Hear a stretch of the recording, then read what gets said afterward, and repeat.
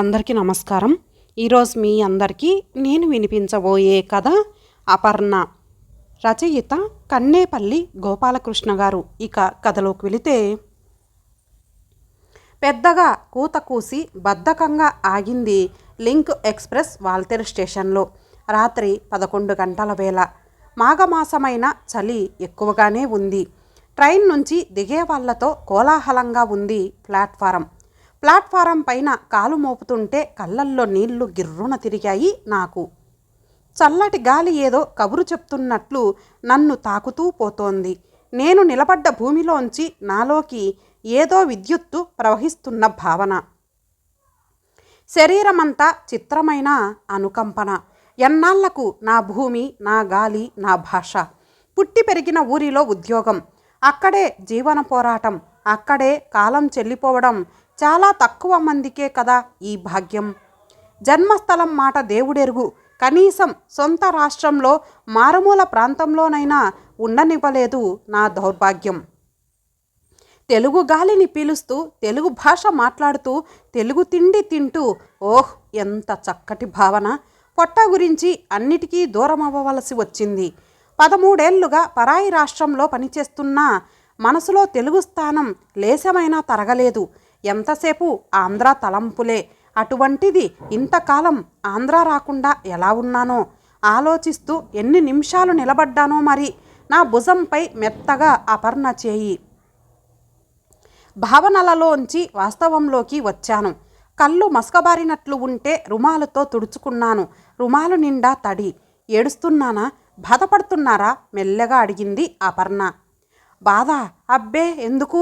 నా మాటల్లో ఎంత దాచుకుందామనుకున్నా దాగని తడబాటు. ఆమె ఏమీ మాట్లాడలేదు. నా కుడి చేతిని తన చేతిలోకి తీసుకొని గట్టిగా పట్టుకుంది.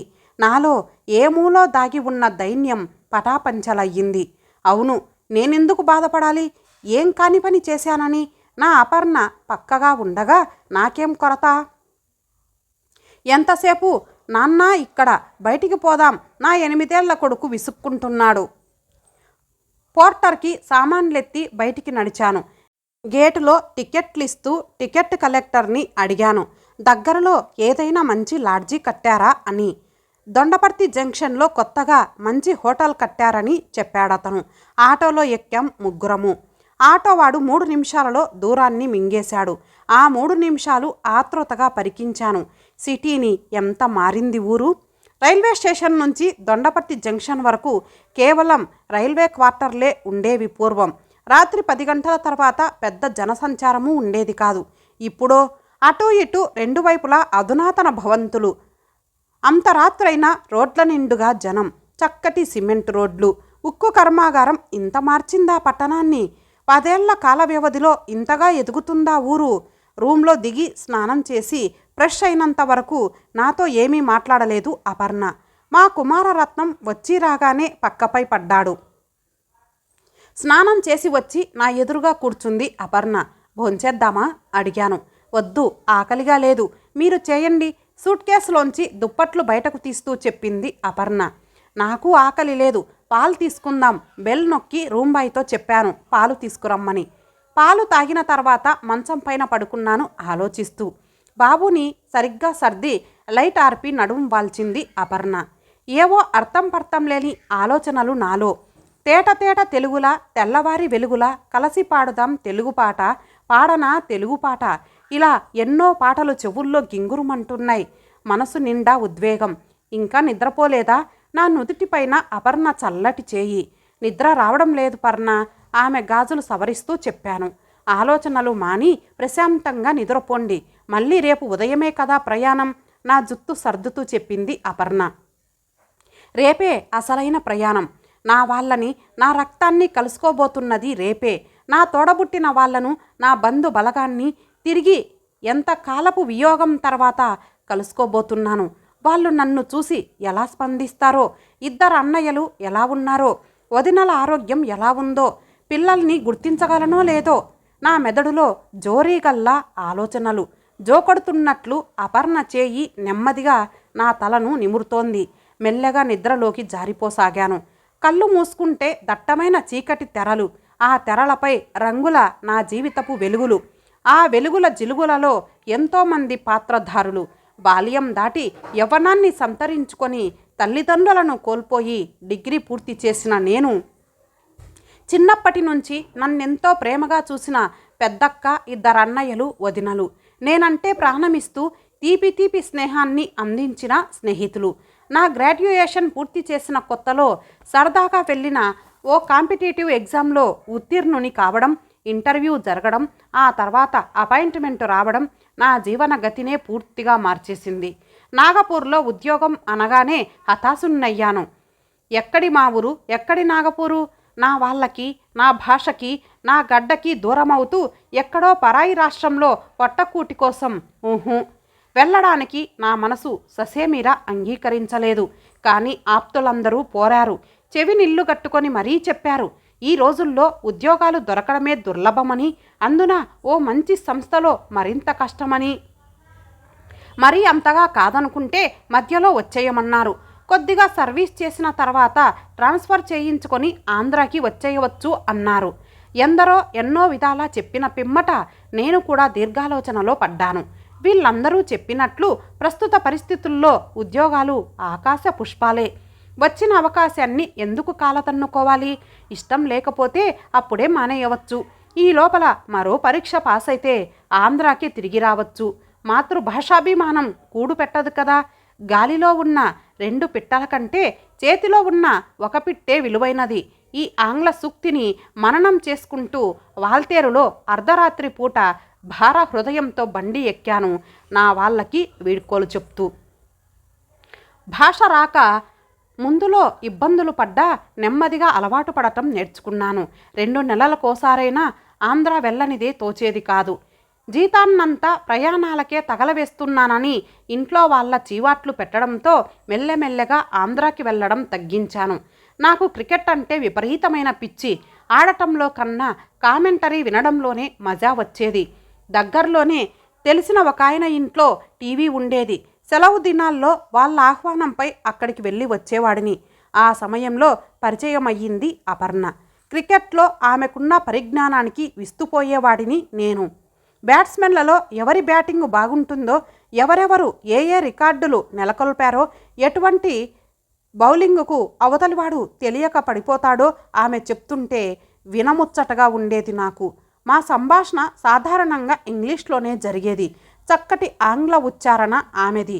అప్పుడప్పుడు ఆమె ఏవేవో ఇంగ్లీష్ నవలలు తెచ్చి చదవమని ఇచ్చేది. పరభాషా సాహిత్యంపై మోజులేని నేను మొహమాటానికి అందుకునేవాడిని కాదు. ఆమె ఎప్పుడైనా ఆ నవలలపై చర్చించబోతే తెల్లముఖం వేసేవాడిని. ఆమె ముసిముసిగా నవ్వుతుంటే ఒంటికి కారం రాసుకున్నట్లు ఉండేది. పట్టుదలతో ఆంగ్ల సాహిత్యాన్ని చదవడం ప్రారంభించాను. మెల్లమెల్లగాను పరిచయం వృద్ధి కాజొచ్చింది. సాయంత్రాలు ఏ పేపరో పుస్తకమో పట్టుకొని దగ్గరగా ఉన్న పార్కులోకి పోయేవాడిని నేను. ఆమె కూడా అప్పుడప్పుడు పార్కుకొచ్చేది. ఆమె సమక్షంలో కాలమే తెలిసేది కాదు. ఇలా మా పరిచయానికి ఓ ఏడాది వయసు దాటింది. 2 రోజులు ఆమెని చూడకపోతే ఏమీ తోచేది కాదు. ఏ పని చేస్తున్నా ఆమె పేరే మనసులో. ఎన్ని కాగితాలపై ఆమె పేరు లిఖించానో. దీన్నేమంటారు? ప్రేమ? ఏమో. ఈ మధ్యలో పెళ్లి చూపల కోసమని ఇంటికి వెళ్ళడం, 2 అమ్మాయిలని చూడడం జరిగింది. వాళ్ళని పోల్చి సరిచూసుకుంటే ఏదో అసంతృప్తి మిగిలేది నాలో. కాలం గడుస్తోంది. ఈ లోపల బదిలీల గురించి నేను అప్లికేషన్లు పెట్టడము, అవి వెనక్కి తిరిగి రావడము జరిగింది. ఏ పని చేయాలన్నా నిరాసక్తత. అపర్ణతో మాట్లాడాలంటే అదో విధమైన బెరుకు. నేనెంతగా అపర్ణ నుంచి తప్పించుకు పారిపోవాలని ప్రయత్నించేవాడినో ఆమె అంతగా దగ్గరయ్యేది. నా మనసులో అణుచుకుందామన్నా అనగని అలజడి. ఆమె సుముఖంలో ఈ భావాలు నా ముఖంలో ప్రస్ఫుటితమవుతున్నాయా? ఆమె ఇవన్నీ గుర్తించి కూడా గుర్తించనట్లు నటిస్తోందో ఏమో. సెప్టెంబర్ చివరి రోజులు. వర్షాకాలపు ముగింపుకు, చలికాలపు ప్రారంభానికి సంధి రోజులు. పార్కులో ఓ మూల కూర్చొని ఏదో ఆలోచిస్తున్నాను. ఏమిటో అంత దీర్ఘాలోచన? నా కళ్ళల్లోకి చూస్తూ ఇంగ్లీష్లో అడిగింది అపర్ణ. ఎప్పుడొచ్చి నా పక్కన కూర్చుందో ఏమో. ఆమెని చూస్తుంటే తిరిగి అదే కలవరం మదిలో. ఈ మధ్య ఏమిటో చాలా పరాకుగా ఉంటున్నారు మీరు. బాధలు స్నేహితులతోనూ, ఆనందాన్ని చుట్టాలతోనూ పంచుకోవాలంటారు. నాతో కూడా చెప్పరానిదా విషయం? లాలనగా అడిగిందామె. ఆమె ఆప్యాయతకు మతిపోతోంది. ఇక భరించలేను. ఒక్క ఉదుటన ఆమె చేయి నా చేతుల్లోకి తీసుకొని ఆవేశంగా చెప్పాను, ఐ లవ్ యూ పర్ణ. ఆమె ముఖం సంతోషంతో మెరిసింది. ఐటు మృదువుగా చెప్పింది చేతులు విడిపించుకుంటూ. ఈ మాట చెప్పడానికా ఇంత మదనపడ్డారు? నవ్వింది. ఒకరి మనసులు ఒకరికి విప్పి చెప్పుకున్నాం. మా పెళ్లి ముహూర్తం మేమే నిశ్చయించుకున్నాం. ఇలా అపర్ణని పెళ్లి చేసుకుంటున్నానని మా వాళ్ళకి తెలియజేయడం, వాళ్ళొచ్చి మండిపడటమూ జరిగింది. ఎన్నో విధాల నచ్చజెప్ప చూశారు, కానీ నా పట్టుదల సడలలేదు. అపర్ణ వాళ్ళ ఇంట్లో కూడా అపర్ణకు తీవ్ర ప్రతిఘటన ఎదురయ్యింది. మేమిద్దరం ఓ మంచి రోజు చూసుకొని రిజిస్ట్రార్ ఆఫీస్లో గప్చుప్గా పెళ్లి చేసుకున్నాం. మా ఆఫీస్లోనూ లొకాలిటీలోనూ ఈ విషయాన్ని కొన్నాళ్ళు విచిత్రంగా చెప్పుకున్నారు, కానీ ఆ తర్వాత పాతబడి ఊరుకున్నారు. మా ప్రేమ ఫలానికి నిదర్శనంగా 2 ఏళ్లలో చక్కటి బాబు. పెళ్ళైన ఏడాది తర్వాత ఇంటికి వెళ్దామని బుద్ధి పుట్టింది. మా వాళ్ళు హృదయపూర్వకంగా ఆహ్వానిస్తారనే అనిపించింది. నేను వాళ్ళ ప్రమేయం లేకుండా పరాయి రాష్ట్రపు అమ్మాయిని పెళ్లి చేసుకోవడం వలన వాళ్ళకి కినుక రావడం సహజం. కాలం అన్ని గాయాలను మాన్పినట్లే వాళ్ళ మనసులని సమాధానపరచకపోలేదు. నా ప్రపోజల్ని అపర్ణ కూడా సంతోషంగా ఆమోదించింది.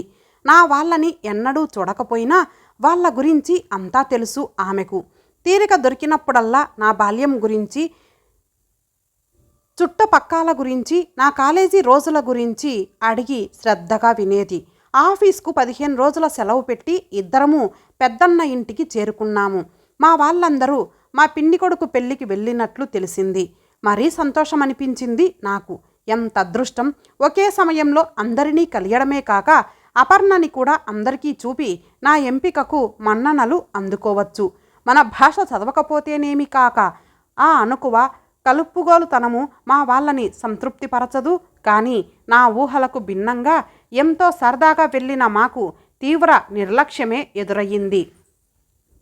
నా వాళ్ళందరూ నన్ను ముందు నిష్ఠూరాలాడిన ఆప్యాయత అభిమానాలతో ముంచెత్తారు. అపర్ణని ఎవ్వరూ పట్టించుకోలేదు. ప్రతి ఒక్కరూ ఆమెని చూసి ఇంకొకరితో గుసగుసలు పోయేవారే. వదినలు కూడా అపర్ణతో మాట్లాడలేదు. అదీగాక భాష కూడా పెద్ద ప్రతిబంధకమాయే. అపర్ణక తెలుగు రాదు, వాళ్ళక ఇంగ్లీష్ అంతగా రాదు. ఈ పరిస్థితి అపర్ణకు ఎలా ఉన్నా నాకు మాత్రం మహా దుర్భరంగా ఉంది. ఒక వంక నన్ను వాళ్ళల్లో కలుపుకుంటూ ఆమెని ఆమడ దూరంలో ఉంచడం ఎలా సహించగలదు నా మనస్సు? ఆమె ఏ పనిలో కల్పించుకోబోయినా ఏదో వంక చెప్పి వారించేవాళ్ళు. ఎవరూ మాట్లాడక ఏమీ తోచక నలుగురిలోనూ ఉన్న నాతో కల్పించుకొని మాట్లాడలేక బిక్కుబిక్కుమంటూ ఓ మూల కూర్చొని ఉన్న ఆమెని చూస్తే మనసు తరుక్కుపోయింది. పెళ్ళైన వెంటనే బయలుదేరిపోయాను. మా వాళ్ళు ఎంత వారిస్తున్నా వినకుండా. మరో 4 రోజులు ఉందామని అపర్ణ బ్రతిమాలిన వినలేదు నేను. నాగపూర్ చేరినది మొదలు అపర్ణ పట్టుబట్టి తీవ్రంగా తెలుగు నేర్చుకోవడం ప్రారంభించింది. నేను ఎంతో బలవంతం చేయగా కారణం చెప్పింది. తనకు తెలుగు భాష రాకపోవడం వలన అందరితో కలివిడిగా ఉండలేకపోయానని, తనతో మాట్లాడడానికి ప్రతి ఒక్కరూ ఇబ్బంది పడ్డారని, అదీగాక భర్త తెలుగువాడైనందువలన తెలుగు ఇల్లాలుగా మారడం తన ధర్మమని, తెలుగు భాష నేర్చుకోవడం తన కర్తవ్యమని. 2 నెలల్లో చందమామ చదవడం వరకు వచ్చింది ఆమె చదువు. మరికొద్ది నెలల్లో తెలుగు భాషలో ప్రావీణ్యత సంపాదించింది అపర్ణ. నేను రాసే కథలను శ్రద్ధగా ఫెయిర్ చేయడమే కాక వాటిపై చక్కటి విమర్శలు చేసేది. నాతో తెలుగులో తప్ప మరో భాషలో మాట్లాడేది కాదు. తెలుగు పండగలు, ఆచారాలు తూచా తప్పక పాటిస్తుంది. ఇన్ని మాటలెందుకు, 100కి 100 పాళ్ళు తెలుగు వనితగా మారిపోయింది అపర్ణ. నా అన్నలు ఉత్తరాలు రాస్తూనే ఉన్నారు. నేను సమాధానాలు ఇస్తూనే ఉన్నాను. ఈ 10 ఏళ్లలో వాళ్ళెన్నోసార్లు ఆహ్వానించారు ఇంటికి రమ్మంటూ. మళ్ళీ ఏ అవమానాలు ఎదుర్కోవలసి వస్తుందో అని నేనే వెళ్ళలేదు. కూతురు పెళ్లికి తప్పక రమ్మంటూ బ్రతిమాలుతూ ఉత్తరం రాశాడు పెద్దన్న శుభలేఖ పంపుతూ. నేను సంశయించిన బంధుత్వాలు తెంపుకోరాదని అపర్ణ బలవంతం పైన తప్పనిసరిగా బయలుదేరవలసి వచ్చింది. నాతో పాటు తను బయలుదేరింది. నా వాళ్ళు ఆమెని మళ్ళీ పూర్వంలా చులకనగా చూస్తే భరించగలనా? శ్రీకాకుళంలో బస్సు దిగిన తర్వాత ఎందుకైనా మంచిదనే ఉద్దేశంతో నేరుగా ఇంటికి పోక లాడ్జీలో రూమ్ తీసుకున్నాను. స్నానపానాదులు పూర్తి చేసుకుని బయలుదేరాం నేను, అపర్ణ, బాబు.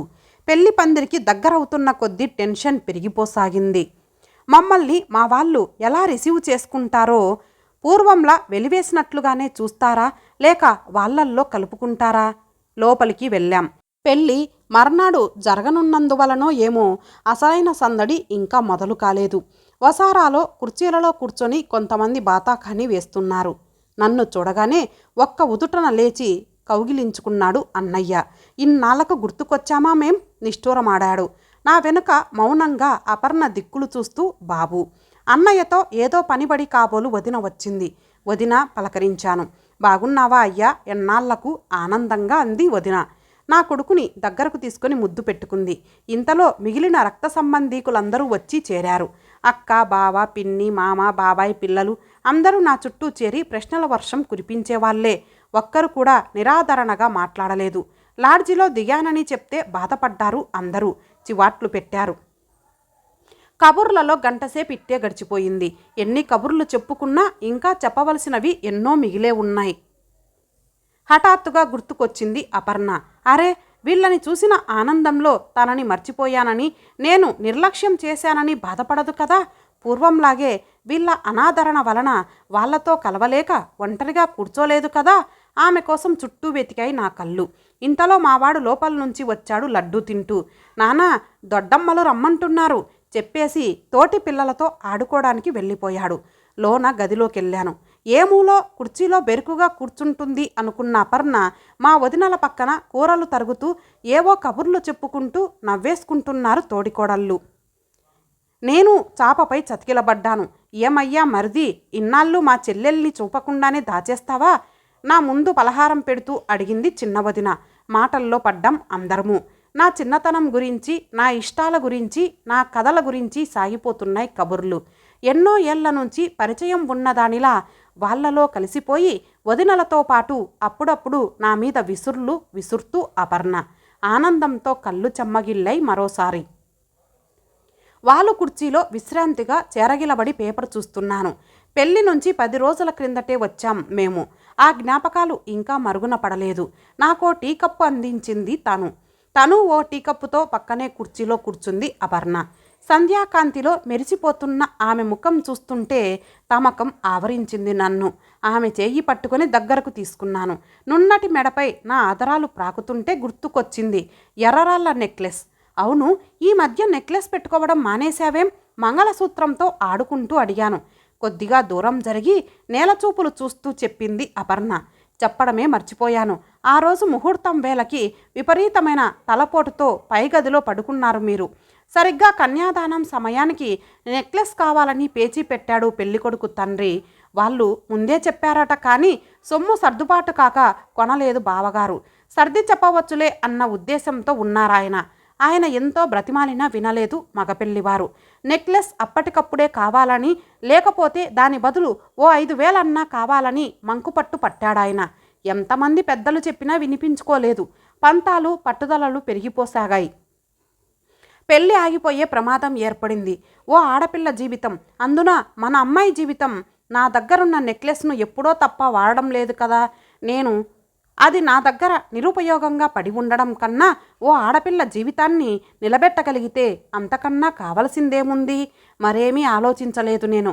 నెక్లెస్ బావగారి చేతిలో పెట్టాను. దాన్ని తీసుకోవడానికి ఆయన ఓ పట్టాన ఒప్పుకోలేదు. మమ్మల్ని ఇంకా వేరుగా చూస్తున్నారా అని నిష్ఠూరమాడితే తప్పనిసరిగా తీసుకున్నారు. ఆ నెక్లెస్ పట్టుకొని కలకలలాడుతున్న ముఖంతో నా వైపు ఎలా చూసిందో తెలుసా సీత? అబ్బా, ఇప్పటికీ ఆ చూపు మరచిపోలేను. కొన్ని క్షణాల తర్వాత మెల్లగా నా వద్దకొచ్చింది అపర్ణ. భుజంపై చేయి వేస్తూ అంది, మిమ్మల్ని అడగకుండా చేసినందుకు కోపం వచ్చిందా? క్షమించరు బేలగా అంది. ఆ ఎర్రరాళ్ళ నెక్లెస్ అంటే అపర్ణకు ఎంత ప్రాణమో నాకు తెలుసు. ఆమె తల్లి చనిపోతూ అపర్ణకు ఇచ్చిన చివరి కానుక అది. ఓసారి అవసరం పడి ఆ నెక్లెస్ తాకట్టు పెడదామని అడిగితే నాతో తగవు వేసుకుంది, కానీ నెక్లెస్ ఇవ్వలేదు. జీవితంలో అదే మొదటిసారి, చివరిసారి కూడా ఆమె నాతో జగడమాడటం. రోజు సాయంత్రం ఓ గంటైనా ధరించనిదే తోచదామెకు. అటువంటి ప్రాణప్రదమైన నెక్లెస్ను ఓ ఆడపిల్ల పెళ్లి నిలబెట్టే ఉద్దేశంతో అది నా అన్న కూతురి కోసం త్యాగం చేసింది అపర్ణ. ఇంతకుముందు మా వాళ్ళు చేసిన అవమానాన్ని కూడా పక్కకు నెట్టి వాళ్ళ కోసం ముందుకొచ్చి నిలబడింది అపర్ణ. మాతృభాష వదిలి పరాయి భాష నేర్చి నా మీద నమ్మకంతో ప్రేమతో నా కోసం తన సర్వస్వం ధారపోస్తూ నాలో కలిసిపోయిన నా అపర్ణ. ఏ తప్పు చేశావని నిన్ను క్షమించగలను? ఆర్తిగా హృదయానికి హత్తుకున్నాను ఆమెని. ఇంతటితో ఈ కథ సమాప్తం. మరలా మరొక మంచి కథతో కలుద్దాం. అంతవరకు సెలవు. నమస్తే.